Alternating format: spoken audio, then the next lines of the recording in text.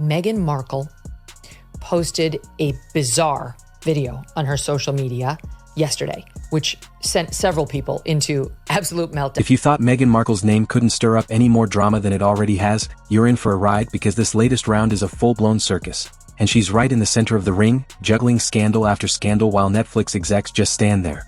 It all started with one Instagram video. But how bad could it be? The video shows her trying to pull off some kind of profound pregnancy announcement, but instead, it turned into a firestorm that scorched everything in sight. Yeah, I said I'm pregnant, give the child support and pay my rent, your opinion is irrelevant, cause I'm a baby mama, I can do just what I want, turn up. And we're not just talking about her already wobbly public image. The fallout hit hard and fast, destroying her career, roasting her entire team, and even leaving some bigwigs over at Netflix looking like they just stepped on a rake. Now imagine this. It's being speculated that two CEOs at Netflix, Greg Peters and Ted Sarandos, are probably locked in high-stakes damage control mode, because one woman tried to turn maternity into media gold and ended up lighting the entire strategy board on fire. Here's the crazy part though, instead of issuing an apology or pulling it down, Meghan doubled down. She left the video up like it was some brave piece of art. That boldness caught everyone's attention again, including the suits at Netflix. But what are they going to do about it? Well, Meghan might end up losing her show. And to really understand the stakes, we're going right back to the beginning. It all kicked off when her show hit Netflix on March 4, 2025. And let's just say the reaction wasn't exactly red carpet worthy. Critics didn't hold back. They called it queasy and exhausting, which is just a polite way of saying, what on earth did we just watch? One reviewer said it felt like someone trying to come across as the next cozy, down-to-earth mom next door, while also low-key acting like their lighting setup needs 3 backup generators and a dedicated team of glam techs. Then came the moment that sent social media spiraling. Meghan lovingly hand-packed pretzels. Yes, pretzels, in little custom pouches. Jimmy Fallon got wind of that segment and did what Jimmy Fallon does best, turned it into a punchline. Cue audience laughter, and cue the internet dragging the pretzel bit through every meme format known to man. One user said that watching Meghan repackage snacks felt like tuning into a parallel universe where Martha Stewart had a full-blown identity crisis mid-filming. They don't know why. It's interesting. She takes it from one bag and puts it in another bag. There's another bag. That confuses people. Technically speaking, the numbers weren't a total disaster. The show racked up 12.6 million viewing hours in its first week. Not bad, but also not world's most talked about woman level.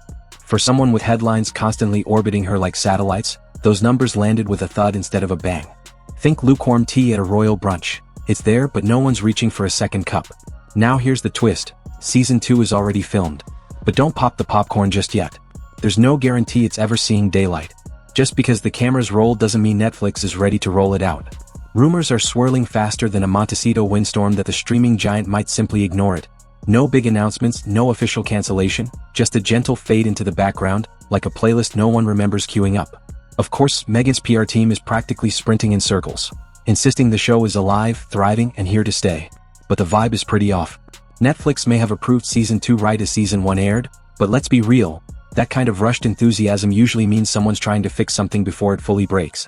When a show gets an emergency green light but still can't trend outside of one overly enthusiastic aunt's Facebook story, that's not a win. And just when you think it couldn't get more awkward, enter the celebrity chef drama. So Netflix isn't just annoyed at Meghan. They're annoyed at everyone who goes against her as well. Rumors began swirling that Netflix had threatened legal action against a popular chef who dared to criticize the show. The chef was allegedly unimpressed, and Netflix was scrambling to deny the whole thing. However, with Love, Meghan wouldn't be the first Markle show to get the quiet axe. With all that said, With Love, Meghan has to be the most insufferable TV show I've ever seen in my life. Remember Pearl? The animated series that was supposed to inspire young girls with a character definitely not based on Meghan herself? That one got cut too. Netflix pulled the plug when they realized children's content with controversy attached might not be worth the corporate headaches. And just like that, Pearl disappeared before she even got her theme song. But let's not get too cozy assuming With Love, Meghan is safe either. Sure, it's still up. Sure, the streaming page still exists.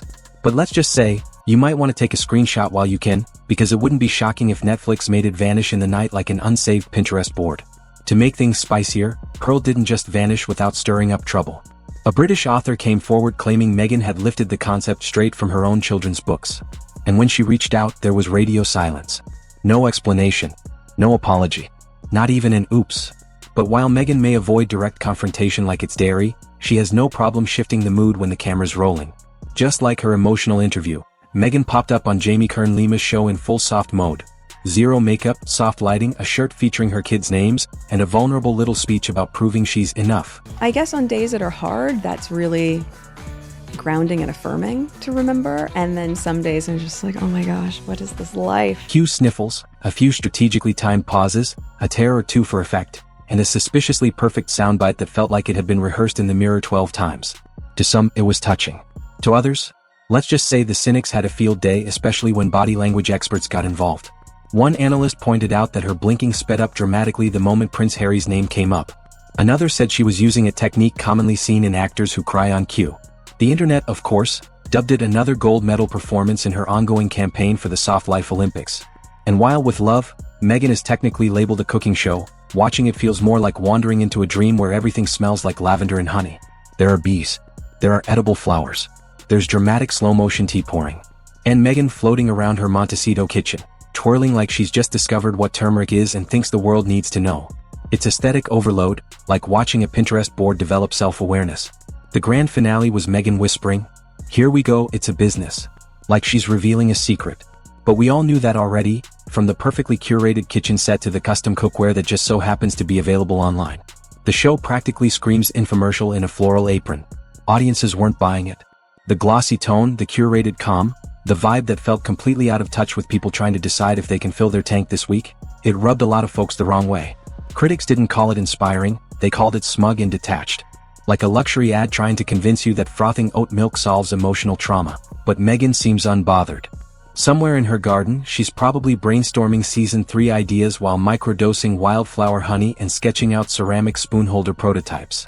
And despite the rumblings, memes, and internet side-eyes, she keeps on twirling. Whether Netflix lets her twirl on their dime much longer is still up in the air.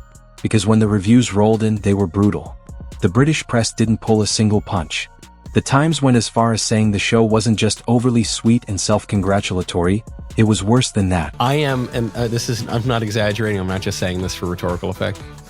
I am physically nauseated watching that clip. The Telegraph chimed in with a gloomy prediction that somehow still underestimated how awkward things got. And the New York Post served a combo platter of digs, stunning visuals, empty content, and the kind of energy that screams, "I'm too rich to relate." The mockery spread like wildfire online. Suddenly, TikTok was flooded with parodies. People were mimicking Meghan's whispery voice while dramatically arranging herbs, blinking thoughtfully into nowhere, and stirring tea like they just invented the concept of warm beverages. It was peak second-hand embarrassment. If cringe ever needed a mascot, the show would be proudly holding the banner. And then, just as the memes reached their peak, Netflix casually announced a second season. Despite the noise, the show was getting a sequel. But before you side-eye the viewers, know that not everyone was throwing tomatoes. Some writers and celebrities came rushing to Meghan's defense.